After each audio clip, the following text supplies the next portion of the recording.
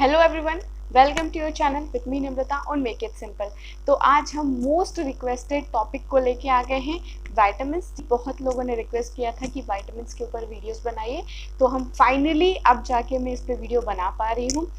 ये वीडियो मैं सबसे पहले बता दूँ कि जो हमारे 11th 12th के बच्चे हैं या फिर ग्रेजुएशन के बच्चे हैं या फिर पोस्ट ग्रेजुएशन के बच्चे हैं, इन सभी के लिए ये इम्पॉर्टेंट टॉपिक है। मैं इस तरीके से इस वीडियो को बना रही हूँ जिसमें ये सभी के लिए बेनिफिशियल हो। ओके, ये नहीं कि ये सिर्फ पर्टिकुलर सिर्फ 11th 12th या फिर ग्रेजुएशन या पोस्ट ग्रेजुएशन के बच्चों के लिए।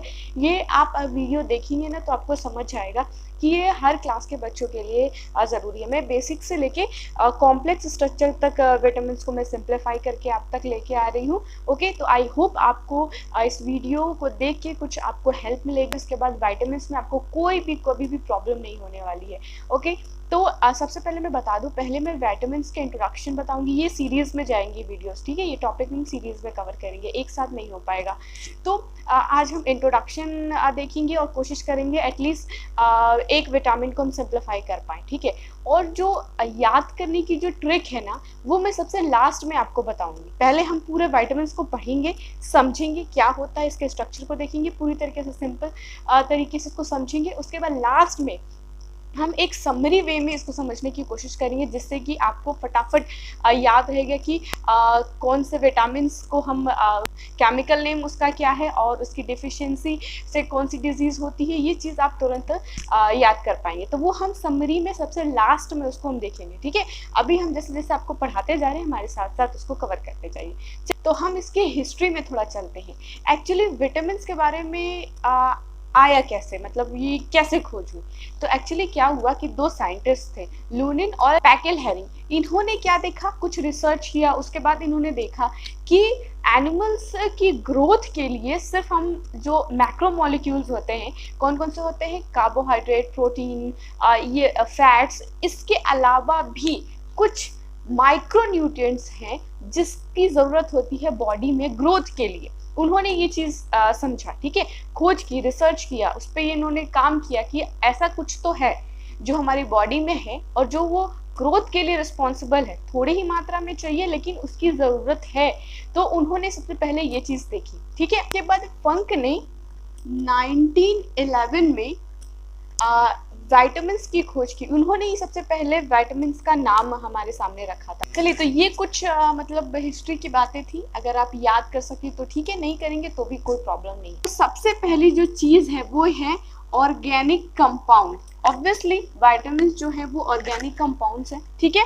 उसके बाद इसेंशियल माइक्रोन्यूट्रिएंट है, ठीक है। इसेंशियल मीन ज़रूरत, माइक्रोन्यूट्रिएंट्स मतलब वो न्यूट्रिएंट्स जिसकी थोड़ी सी मात्रा बहुत ज़रूरी है, ज़्यादा अमाउंट में नहीं चाहिए, लेकिन उसकी जो अमाउंट है थोड़ी सी, वो बिल्कुल चाहिए ही चाहिए, वो बहुत ही इसेंशियल है। और जो है, जो विटामिन्स है, ज़्यादातर विटामिन्स बॉडी जो है वो सिंथेसाइज नहीं कर सकती। तो हमें क्या करना होता है कि फूड के ज़रिए, खाने के ज़रिए हमें उसकी कमी को पूरा करना होता है। तो पहले क्या होता था कि सिर्फ एकमात्र ज़रिया था विटामिन्स को लेने का कि हम खाना खाएं, अच्छा हमारा डाइट अच्छा होना चाहिए। लेकिन बढ़ते समय के साथ ये चीज़ थोड़ा चेंज हो गई और अब क्या हुआ कि कमर्शियली विटामिन्स का जो है वो प्रोडक्शन होने लगा है, ठीक है। तो बहुत सारे मल्टीविटामिन्स और विटामिन बी कैप्सूल्स और फॉलिक एसिड जैसे जो विटामिन्स है ना, वो ऑलरेडी मार्केट में अवेलेबल हो पा रही हैं, ठीक है। तो ये कुछ बातें थी विटामिन्स के बारे में। अब हम देखते हैं इसके टाइप। तो जो विटामिन्स हैं, इनके सॉल्युबिलिटी के अकॉर्डिंग ये 2 टाइप्स के होते हैं, ठीक है। पहली चीज जिसमें ये घुल जाती है वो है वाटर सॉल्युबल, और दूसरा है फैट सॉल्युबल, ठीक है। तो इस तरीके से जो विटामिन्स है ना, उसको क्लासिफाई किया गया है, ठीक है। जो हम फैट सॉल्युबल हैं वो कौन से विटामिन्स हैं, तो मेरे साथ ध्यान से देखते जाइए। A, D, E, K, okay, ये कौन से विटामिन्स हैं, ये फैट में घुलने वाले, वसा में घुलने वाले विटामिन्स हैं। कौन कौन से, A, D, E, K, कितने हैं, 4 जो विटामिन्स है वो फैट में घुलनशील हैं।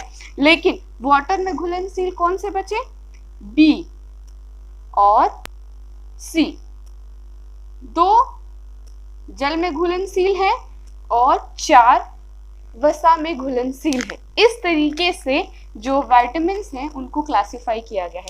इतनी चीजें हुई आपको क्लियर कि विटामिन जो हैं वो ऑर्गेनिक कंपाउंड है।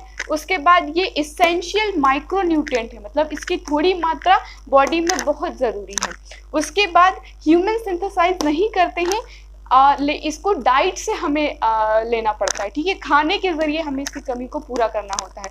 अगर विटामिन बॉडी में ज्यादा हो तो भी डिजीज कॉज करता है, और अगर कम हो तो भी डिजीज कॉज करता है। मतलब कि विटामिन जो है वो इक्वल अमाउंट में होना चाहिए, मतलब इक्वल नहीं, मतलब कि जितना हमें ज़रूरत है, जितना इसकी ज़रूरत है सिर्फ उतना ही अमाउंट में विटामिन बॉडी में होना चाहिए, तो वो अच्छा होता है, ठीक है। उससे फिर डिजीज की प्रॉब्लम नहीं होती। अगर ज़्यादा हुआ तो वो हाइपर, और अगर कम हुआ तो डिफिशियंसी की प्रॉब्लम होती है, जिससे डिजीज कॉज होता है।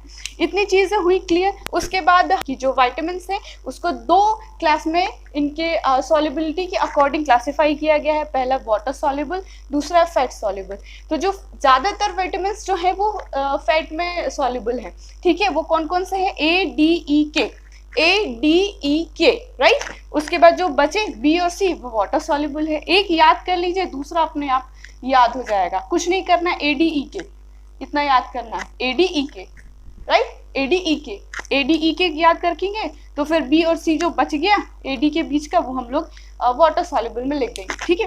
ये चीज हुई क्लियर। अब हम इसको सेपरेटली पढ़ेंगे कि फैट सॉल्युबल में ये 4 विटामिन को अलग से पढ़ेंगे और वाटर सॉल्युबल में बी और सी को अलग से पढ़ेंगे।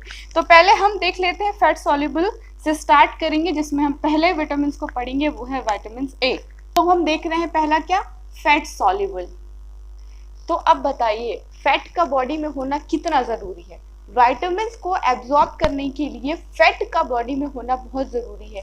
अगर फैट नहीं होगा तो इतने सारे जो 4 विटामिन है इनको एब्जॉर्ब कौन करेगा, है ना। इसी में ये सॉल्युबल और इसी में ये घुलते हैं, तब जाके इनका इस्तेमाल हो पाता है ना। तो फैट कितना ज़रूरी है, गुड फैट कितना ज़रूरी है विटामिन के काम करने के लिए। उसमें घुलता है तब फिर ये ब्लड में अब्जॉर्ब होता है, तब जाके ये अपना मतलब क्या इंपॉर्टेंस दिखाता है बॉडी में। यहाँ पे हम देख रहे हैं सबसे पहले क्या, फैट सॉल्युबल।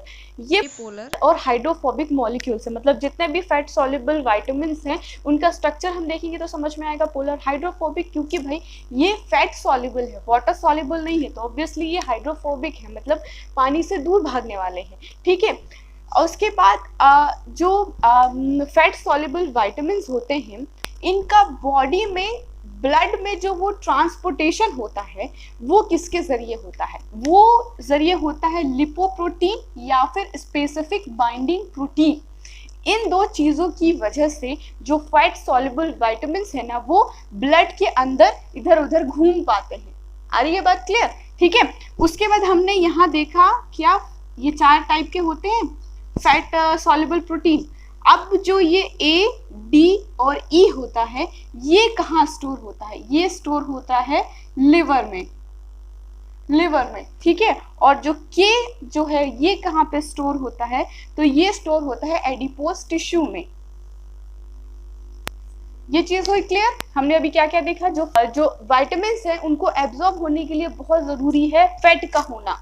तो जो जितने भी टाइप के फैट सॉल्युबल प्रोटीन है वो एपोलर होते हैं और हाइड्रोफोबिक मॉलिक्यूल होते हैं, ठीक है। और इनका ब्लड में ट्रांसपोर्टेशन के लिए 2 चीजें हेल्प करती हैं, लिपोप्रोटीन और स्पेसिफिक बाइंडिंग प्रोटीन, ठीक है। और जो ADE है ये लिवर में स्टोर होता है और जो के है वो एडिपोज टिश्यू में स्टोर होता है। ये चीज हुई क्लियर। अब हम स्पेसिफिकली पढ़ते हैं विटामिन ए को। जैसे हम लोगों का होता है ना घर का नाम निक नेम अलग और एक स्कूल का नाम होता है, वैसे ही विटामिन ए और जितने भी टाइप के जो विटामिन है ना उस सभी के 2-2 नाम है, ठीक है। तो विटामिन ए चूंकि ये जो विटामिन है वो प्लांट्स एंड एनिमल दोनों से हम लेते हैं, ठीक है। तो जो एनिमल्स में पाया जाता है उसको हम रेटिनॉल बोलते हैं, ठीक है। ये एनिमल्स में मिलने वाला विटामिन ए है। और जो प्लांट्स से मिलता है उसे हम बीटा कैरोटीन्स या फिर प्रोविटामिन ए कहते हैं, ठीक है। प्रोविटामिन विटामिन ए की सबसे पहले हम इसके फंक्शंस देख लेते हैं, इसके प्रॉपर्टीज देख लेते हैं कि ये हमारी बॉडी में इतना इंपॉर्टेंट क्यों है भाई, आखिर ये बॉडी में क्या क्या करता है। ठीक है, तो सबसे पहले हम देख लेते हैं, नाम से थोड़ा सा समझने की कोशिश करिए। रेटिनॉल एनिमल्स में पाया जाता है, बीटा कैरोटीन प्लांट्स में। अब इसको हम कैसे याद रखेंगे, कौन सा प्लांट में पाया जाता है, कौन सा एनिमल्स में पाया जाता है, कंफ्यूजन ना हो उसके लिए याद रखो कि रेटिनॉल मतलब आप इतना तो सुने होंगे, रेटिना आंखों में पाया जाता है, तो ये रेटिना से याद रखिए एनिमल्स को समझने के लिए, याद रखने के लिए। और बीटा कैरोटीन, यहाँ पे कैरेट वर्ड यूज हो रहा है, मतलब प्लांट्स। ठीक है, कैरेट गाजर मतलब प्लांट्स, तो ये कहाँ पाया जाता है, ये प्लांट्स में। इतनी चीजों को क्लियर। अब हम यहाँ देख रहे हैं कि विटामिन ए का नाम ही रेटिनॉल है, मतलब कुछ आंखों से रिलेटेड है, मतलब आंखों को बनाने के लिए ये बहुत इंपॉर्टेंट रोल प्ले कर रहा है। तो रेटिना को बनाने में विटामिन ए आंखों की विजुअल को और अच्छा करने के लिए, मतलब देखने की क्षमता को और इम्प्रूव करना रेटिना का ही काम होता है। तो वो हेल्दी रहेगा तो आपकी आई साइट भी अच्छी होगी। तो सबसे पहली चीज, आंख बंद करके आप आंख के बारे में लिख दीजिए कि भाई विजुअल पिगमेंट को और इम्प्रूव करता है, आई साइट को अच्छा करता है। तो विटामिन ए का मेन फंक्शन क्या है, विजुअल पिगमेंट्स को बनाना, आई साइट को इम्प्रूव करना। ठीक है, दूसरा है एंटीऑक्सीडेंट होता है। थर्ड है कैंसर प्रिवेंटिंग प्रॉपर्टीज, मतलब विटामिन ए की वजह से कैंसर होने की संभावना कुछ हद तक कम हो सकती है, क्योंकि इसमें प्रॉपर्टीज होती है कैंसर को रोकने की, है ना, प्रिवेंटिंग प्रॉपर्टीज। फोर्थ हम देख लेते हैं फॉर्मेशन ऑफ ब्लड कैपिलरीज। कुछ ब्लड कैपिलरीज भी जो है बनाने में विटामिन ए जो है वो हेल्प करता है। उसके बाद मेंटेनेंस ऑफ इपिथेलियल टिश्यू, जैसा कि हमने बताया कैरोटीन प्रोटीन है, तो ऑब्वियस सी बात है कि स्किन से रिलेटेड जो चीज़ें होंगी, हेयर, नेल्स, ये सारी चीज़ें जो हैं वो विटामिन ए की मदद से बनती हैं। ठीक है, तो मेंटेन किसके लिए, इपिथेलियल टिश्यू को मेंटेन करने के लिए विटामिन ए ज़रूरी है, वो ये कार्य करता है। उसके बाद skin problem, ageing, hair, nails, skin, improve eyesight. ठीक है, ये सारी चीज़ें जो हैं वो विटामिन ए की वजह से मेंटेन रहती हैं। ये इसका मेन फंक्शन है विटामिन ए का। विटामिन ए के फंक्शन देखिए, अब हम उसकी डिफिशियंसी देखेंगे। तो क्या करेंगे हम, एक ट्रिक है कि हमने अभी कार्य में जो जो चीज़ें लिखी हैं भाई, उसकी कमी हो जाएगी तो डिफिशियंसी हो जाएगी, तो उसका अपोजिट हो जाएगा। जैसे कि अगर विटामिन ए का मेन काम है आई साइट को इम्प्रूव करना, तो उसकी कमी हो जाएगी तो सीधी सी बात है कि ब्लाइंडनेस होने के चांसेस है, राइट।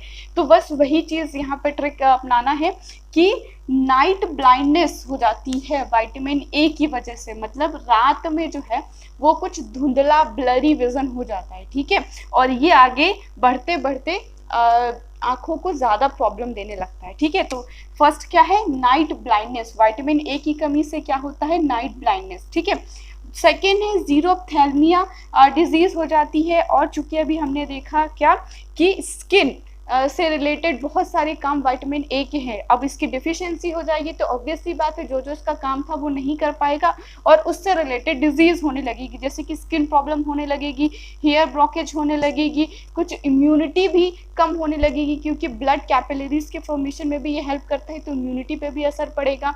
ठीक है, अगर छोटे बच्चों में ये प्रॉब्लम हो जा रही है तो उनकी ग्रोथ में भी प्रॉब्लम होने लगती है। तो विटामिन ए की डिफिशियंसी से इतनी प्रॉब्लम हो सकती है। ये देख लिया कि काम क्या करता है, इसकी कमी से कौन कौन सी बीमारियां हो सकती हैं।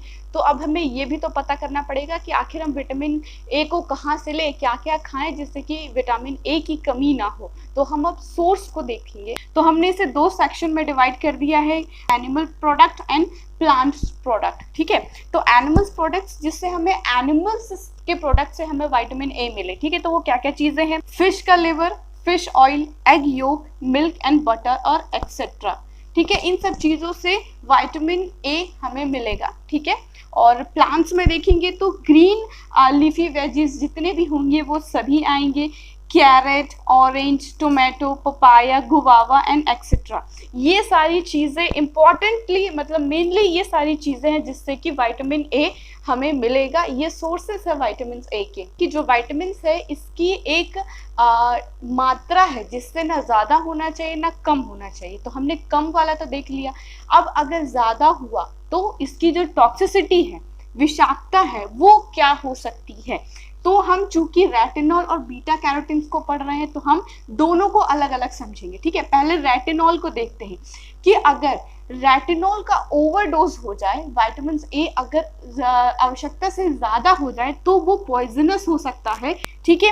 अब हम बीटा कैरोटीन को देखते हैं जो सेकंड है, तो ये उतना पॉइजनस नहीं होता है ना बच्चों के लिए ना बड़ों के लिए, ठीक है। इसका ओवरडोज ये रेटिनॉल के सामने थोड़ा कम मतलब पॉइजनस है, ये ऑलमोस्ट सेफ विटामिन है, ठीक है। अब अगर दोनों की अगर हायर डोज है तो साथ ही साथ अगर वो इंसान स्मोकर है, स्मोक करता है, तो फिर लंग कैंसर होने के चांसेस जो है वो बढ़ जाते हैं। उस कंडीशन में अगर साथ ही उसको कुछ बैड हैबिट है, अल्कोहल लेता है या फिर स्मोक करता है, तो फिर प्रॉब्लम हो सकती है, कैंसर की चांसेस जो है वो बढ़ जाते हैं। हुई बात क्लियर, ठीक है। जो बीटा कैरोटीन है वो सेफेस्ट विटामिन है बच्चों के लिए भी बड़ों के लिए, लेकिन जो रेटिनॉल है वो प्रेग्नेंट लेडी के लिए थोड़ा सा प्रॉब्लमेटिक है और ये इसका ओवरडोज पॉइजनस हो सकता है, तो ओवरडोज नहीं करना है, ओके। और हायर डोज अगर ज़्यादा डोज लिया गया दोनों ही विटामिन को, और साथ ही कंडीशन क्या है कि व्यक्ति जो है वो बैड हैबिट है उसकी स्मोकिंग या ड्रिंकिंग की है, तो फिर कैंसर होने के चांसेस हो सकते हैं। कोई चीज़ क्लियर। अब हम इसका मॉलिक्यूलर फॉर्मूला देखेंगे और ये कैसे बॉडी में एब्जॉर्ब होता है उसको हम समराइज वे में छोटे तरीके से सिंपल वे में समझेंगे, कॉन्सेप्ट बस क्लियर करेंगे, ठीक है। ज़्यादा डिटेल में हम लोग नहीं जाएंगे, ठीक है। तो ये जो आप स्ट्रक्चर देख रहे हैं ये मॉलिक्यूलर फॉर्मूला है रेटिनॉल का, ठीक है। इसका मॉलिक्यूलर फॉर्मूला क्या है, C20H30NO, और ये इसका स्ट्रक्चर है, ठीक है। तो जो रेटिनॉल है वो long chain fatty acid ester के फॉर्म में एनिमल्स में प्रेजेंट होता है और इसके हाइड्रोलिसिस के बाद ये एब्जॉर्ब होता है। और इसका अब्जॉर्प्शन कैसे होता है, मैंने बताया था ना, ब्लड में ट्रांसपोर्टेशन के लिए क्या यूज होता है, स्पेसिफिक बाइंडिंग प्रोटीन या लिपोप्रोटीन, है ना। बीटा कैरोटीन का अब्जॉर्प्शन, ठीक है।